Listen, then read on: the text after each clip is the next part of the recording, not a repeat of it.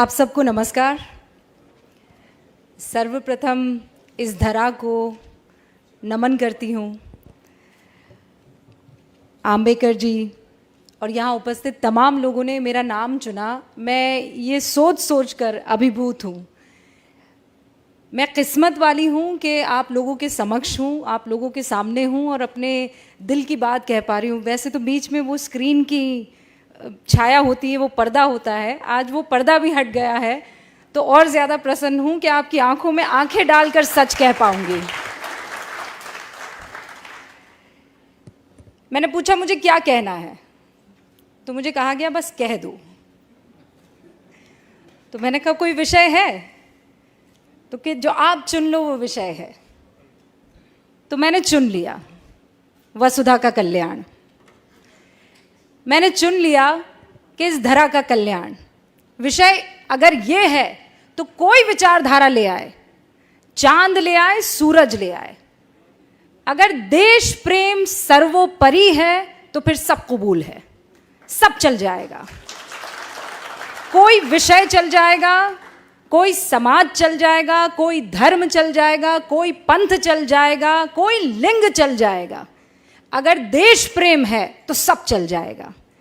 और ये मैंने कहीं और नहीं, इसी ज़मीन पर, हिंदुस्तान में, भारत में हर आँखों में देखा है, उसे महसूस किया है, और वही काम मैं स्क्रीन पर भी करने की कोशिश करती हूँ। लोग कहते हैं आप कहते वक्त सोचती नहीं हैं, तो मैं कहती हूँ सोचती हूँ, इसीलिए कह पाती हूँ। और सोचती ये हूँ कि अगर आज मैं रुक गई तो फिर मेरे बच्चे रुक जाएंगे, मेरे बच्चों के बच्चे रुक जाएंगे। तो जो गलत है कह दो, और जो सच है फख्र से कह दो कि ये सच है। और यही मेरी कोशिश भी रहती है। और इतना प्यार, इतना प्रेम मुझे मिलता है कि फिर मुझे पलट कर देखने की ज़रूरत नहीं पड़ती है। और ये आप लोगों का सम्मान है। आज जिस कार्यक्रम में मैं उपस्थित हूँ, मुझे याद है स्कूल में जब छोटी थी, 5वीं कक्षा में रही होंगी, तो हिंदी की मेरी बड़ी स्ट्रिक्ट सी टीचर थी। तो उन्होंने देवऋषि नारद जी के बारे में एक कहानी मुझे सुनाई, बच्चों को सुनाई, और वो कहानी मैं चाहती हूँ कि आपके समक्ष भी रखूँ। तो नारद जी तो आज तो क्या वाईफाई है, क्या 5G है, क्या 4G है, नारद जी ने तो उसका इस्तेमाल बहुत पहले ही कर लिया था। प्लेन व्लेन की ज़रूरत नहीं थी, वो टेलीपोर्ट करते थे, तीनों लोकों में जाकर अपनी बात कहते थे। तो कहानी ये शुरू होती है कि नारद मुनि अपने अंदाज में स्वर्ग लोक में घूम रहे थे, नारायण नारायण कहते हुए। तो अचानक उनको कुछ सूझी, तो उन्होंने भगवान का रुख किया और भगवान से कहा, आपसे एक प्रश्न पूछूं? तो भगवान ने कहा पूछो। ये जानते तो थे कि नारद जी के मुंह से निकल रहा है तो पंगा तो होगा, लेकिन पूछो, उन्होंने कहा। तो उन्होंने कहा, भगवान ये बताइए कि आपका सबसे प्रिय कौन है, आपके हृदय में कौन वास करता है, कौन है जो जिससे आप बेइंतहा प्रेम करते हैं, स्नेह करते हैं। तो भगवान मुस्कुराए और उन्होंने पृथ्वी की ओर देखा, और वहाँ इंसानों का टोला था, इंसानों की बस्ती थी। कोई किसी काम में लगा हुआ था, कोई लकड़ी काट रहा था, कोई खेती कर रहा था, कोई अपने हिसाब का जो उस वक्त काम था वो कर रहा था, कोई महिला खाना बना रही थी। तो प्रभु मुस्कुराए और उन्होंने कहा कि ये मेरे दिल में वास करते हैं, इनसे मुझे बड़ा स्नेह है। तो नारद जी को बड़ा गुस्सा आया। तो उन्होंने कहा कि आप मनुष्य की बात कर रहे हैं? तो प्रभु मुस्कुराए और प्रभु ने कहा, मनुष्य की बात कर रहा हूँ। तो उन्होंने कहा, अरे नारायण नारायण मैं करता फिरता हूँ, ऐसा कोई पल, ऐसा कोई वक्त नहीं गुजरता कि मेरे मुख से नारायण नारायण ना निकले। और आपको प्रसन्न करता है मनुष्य, आपको पसंद आता है मनुष्य, आपका स्नेह मनुष्य से। तो प्रभु फिर मुस्कुराए, उनकी अपनी लीला। उन्होंने कहा कि इस मनुष्य को मैं छोड़ दूंगा, तुम बस ये मेरा जो इम्तिहान है उसे पास कर लो। तो नारद जी ने बोला, ऐसा कौन सा इम्तिहान है कि मैं पास ना कर पाऊं? प्रभु आप कहिए, करना क्या है? तो प्रभु ने देव ऋषि को कटोरा दिया बड़ा सा, और उसे एकदम एज तक दूध में भर दिया। और प्रभु ने कहा कि अब इसे तुम तीनों लोकों में लेकर घूमो, पर ध्यान रहे एक बूंद दूध की नीचे ना गिरने पाए। तो देव ऋषि ने कहा कि अरे ये क्या बड़ी बात हो गई, ये तो मैं चुटकियों में कर दूंगा। तो उन्होंने कहा फिर मिलते हैं। और नारद मुनि जी कटोरा थामे, दूध से भरा लबालब, तीनों लोकों का भ्रमण करके आ गए। प्रभु के सामने पहुंचे, प्रभु मुस्कुराए, कहा लौट आए? तो नारद जी ने तानी हुई भुओं के साथ कहा, प्रभु लौट आया, एक भी बूंद ना गिरी?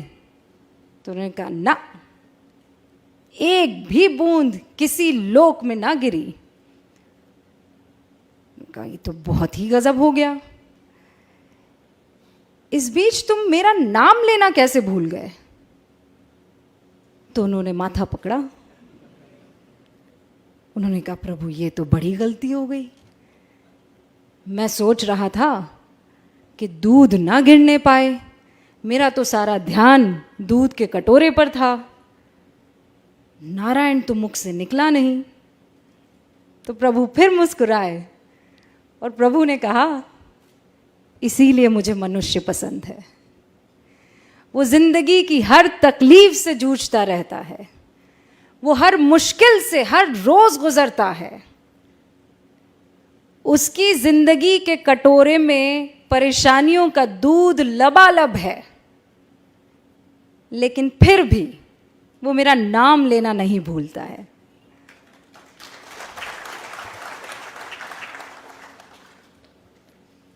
तो देव ऋषि भी मुस्कुराए, हाथ जोड़े और कहा प्रभु की लीला अपरंपार है, नारायण नारायण, और मनुष्य भी कमाल है। तो आज जब मैं दिल्ली से यहाँ का सफ़र कर रही थी, तो एक बार फिर से देव ऋषि नारद मुनि मेरी आंखों के सामने थे, मेरा बचपन मेरे सामने था, और वो बुज़ुर्ग हिंदी की टीचर जो इसी अंदाज में कहानी कह रही थी, और मुझे लगता है इससे बेहतर कह रही थी वो, और मैं टकटकी लगाए उन्हें सुन रही थी और ये जानने की कोशिश कर रही थी कि कौन बेहतर होगा, मनुष्य कि देव ऋषि नारद मुनि। लेकिन प्रभु की लीला। अब इसे आप कट्टू जोड़ दीजिए पत्रकारिता में।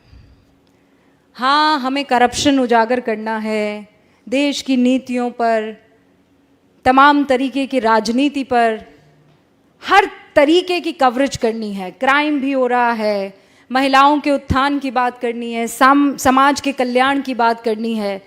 तो ये कटोरे में दूध है, लेकिन क्या इस बीच मैं इस धरा के कल्याण को भूल जाऊंगी?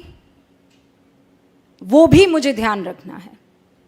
और एक पत्रकारिता का उसूल हमें सिखाया गया था, सत्यम शिवम सुंदरम। लेकिन सत्य हमेशा सुंदर हो ये जरूरी नहीं है। और जिस दिन मेरे पत्रकार बंधुओं ने ये समझ लिया, ये जान लिया कि सत्य कड़वा होता है और उसे पीना भी सीखो और उसे पिलाना भी सीखो। कई बार ये दुखी कर सकता है, लेकिन अगर सत्य को अपनाएंगे नहीं तो फिर आगे बढ़ नहीं पाएंगे। वो कहते हैं या तो आप इस तरफ आ जाती हैं या इस तरफ आ जाती हैं, कोई ग्रे एरिया भी छोड़ दीजिए। लेकिन जब आप धरा की बात करते हैं तो वहाँ कोई ग्रे एरिया छूटता नहीं है, फिर तो सच होता है या झूठ होता है। और हर बार आज के दौर में मैं ये महसूस करती हूँ, क्योंकि आप सभी लोग सोशल मीडिया पर होंगे, आप कुछ लिख दीजिए, आपके ऊपर बौछार होने लगती है। प्यार कम होता है, नफ़रत की बौछार ज़्यादा होती है। तो क्या वो आपको कुछ कहने से रोक देगा? ये आपको तय करना है। क्या उन गालियों से आप सत्य सामने रखना छोड़ देंगे? ये आपको तय करना है। और मैं हमेशा अक्सर जहाँ जाती हूँ ये कहती हूँ कि मैं आइसक्रीम नहीं हूँ कि जिसे देखकर, जिसे सुनकर हर कोई खुश हो जाए। मैं एक पत्रकार हूँ और पत्रकारिता में दो पक्ष ही होते हैं। अक्सर ये सिखाया जाता है कि पत्रकारिता में आपको अनबायस्ड होना चाहिए। बहुत लोग मेरी बातों से इत्तेफाक नहीं रखेंगे, लेकिन मुझे ये कहना आप लोगों के सामने ज़रूरी है। जब देश की बात आएगी, वतन की बात आएगी, तो इसमें अनबायस्ड कोई कैसे हो सकता है? एक आतंकवादी दनादन गोलियां चला रहा है, आप निष्पक्ष हो जाएंगे? एक 8 साल की बच्ची के साथ बलात्कार हो रहा है, आप निष्पक्ष हो जाएंगे? आपको पक्ष तो लेना होगा ना। या आप जो कहते हैं कि इन मसलों पर निष्पक्षता चाहिए, इन मसलों पर निष्पक्षता कैसे हो सकती है? जब वतन की, जब धरा की, जब लोकतंत्र की, जब हिंदुस्तान की, जब भारत की बात आती है, तो इसमें निष्पक्षता कैसे हो सकती है? कोई माई का लाल मुझे बता दे कि नहीं, निष्पक्षता के नाम पर वो हिंदुस्तान को एक तरफ कर देगा और वो दूसरी तरफ खड़ा हो जाएगा। तो ऐसे में अगर कोई कह दे कि आप निष्पक्ष नहीं हैं, तो मुझे कबूल है। अगर हिंदुस्तान के साथ खड़े रहना, उसके मूल्यों के साथ खड़े रहना, उसके लोकतंत्र के साथ खड़े रहना निष्पक्षता नहीं है, तो मुझे कबूल है। और उन तमाम पत्रकार बंधुओं से ये बात मैं बहुत साफ तौर पर कह देना चाहती हूं कि जिस दिन आप बेझिझक, बगैर किसी डर के, बेखौफ होकर अपनी बात रखने लगेंगे, तो फिर आपको तालियों की दरकार नहीं रहेंगी। फिर मुख से दुआएं ही निकलेंगी, आशीर्वाद ही निकलेगा। और फिर आपको ये नहीं सोचना पड़ेगा कि मैं जाऊंगा तो 4 लोग मेरे लिए तालियां बजाएंगे कि नहीं बजाएंगे। उन तालियों की दरकार मत रखिए। बाहर से लोग क्या कहते हैं वो मत सोचिए। ये सोचिए कि इस वक्त इस ज़मीन को किस चीज़ की ज़रूरत है। इस ज़मीन को निडरता की ज़रूरत है, इंस्पेक्शन की ज़रूरत है, आत्मचिंतन की और मंथन की ज़रूरत है। और फिर मैं कह रही हूँ, कोई विचारधारा हो ना, किसी को चांद पसंद है, कोई ना, किसी को सूरज पसंद है, कोई ना, पर है तो धरा ही के ना, है तो धरती ही के। और जब तक वो धरती में सम्मिलित है, वो चांद हो कि सूरज हो, वो हमारे हैं और हम उनके साथ खड़े हैं। अपनी बात को मैं यहीं विराम देती हूं, लेकिन इस उम्मीद के साथ कि मेरे जैसी उन तमाम आवाज़ों को आपका आशीर्वाद हमेशा मिलता रहेगा। और जब तक आपका आशीर्वाद रहेगा, जब तक हिंदुस्तान की जनता की आंखों में जो ऐसी चमक मैं देख पा रही हूँ, चमक रहेगी, हिंदुस्तान को विश्व गुरु बनने से फिर कोई नहीं रोक सकता है। एक बार फिर से आप सभी का बहुत बहुत शुक्रिया।